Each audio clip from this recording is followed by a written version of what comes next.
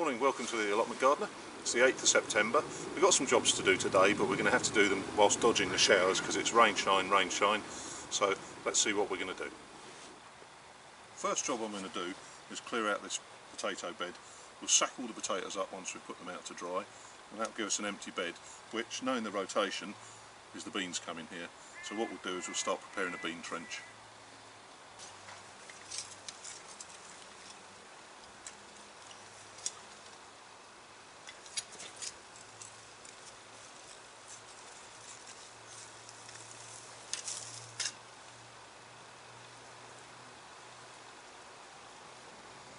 Well over halfway through digging this potato bed, and as you can see, I'll show you in a second, there's a good old few bags of potatoes. There are a couple of different varieties. I know the ones in the corner nearest the camera are the Maris Pipers. The other ones I'm not sure about. Fortunately, as we filmed them going in, hopefully I mentioned what they were when I put them in.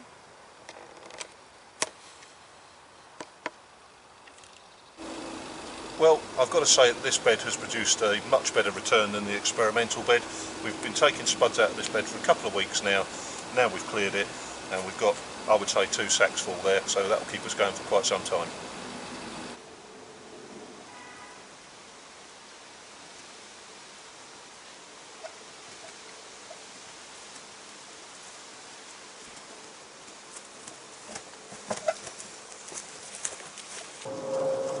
The potato bed has been dug and raked.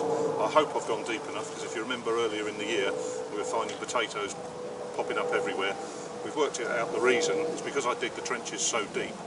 Quite often we don't get deep enough when we're taking the spuds out. So this has been dug quite deep, it's been raked over, and now I'm going to build a bean trench. Okay, bean trench. This was the beans last year, or this year, so next year the beans are going in here. What I'm going to do is give the beans the best start that they can by digging a trench along here. The trench has got to be fairly wide in this case, because I always put 2 rows of beans in supported at an angle. So I'm going to have to make sure it's wide enough for that.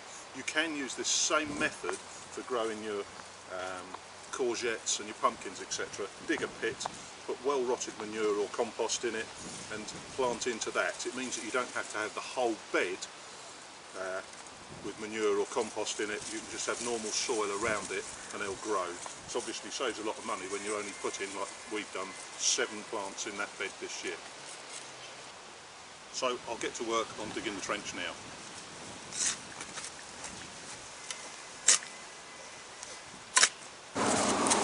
That's the start of the trench.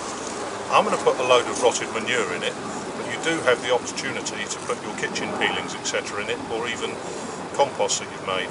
I'm going to put manure in it, the reason being, if you start putting other peelings, etc. in there, you run the danger of animals being attracted to it and causing problems around your plot.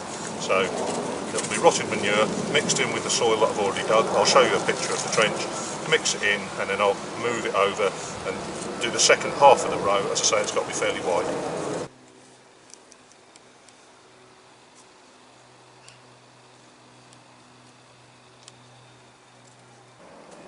That's the trench full of manure. I shall dig that over, dig it in, put the soil in with it, so it's a mixture of soil and manure. As you can see, I've kept the bag it came in. It'll either be a rubbish bag or maybe storing some veg in it. That's the trench dug. At the moment you can see the different colours of the soil, but once we've had a bit of rain and a bit of wind on it, that won't be as noticeable. So I put in a few little markers. That will just remind me where the beans are going, so that I don't put something else in there. As I said last week, this feature never really got off the ground this year, but I did say these baby toms were coming through. Not going to get fresher than that. They're the hundreds and thousands, so they're meant to be that size. Don't think we'll be taking many of these home today. Come back to bed 1 just to have a look at the leaks. The rain's been so heavy that the soil's starting to fill the hole in that we were leaving for each of the leeks. And interestingly, looks like the cameraman likes the tomatoes as well. Definitely won't be any left to take home now. I think it's about time we gave these cucurbits a bit of a feed, because they don't seem to be getting any bigger at the moment.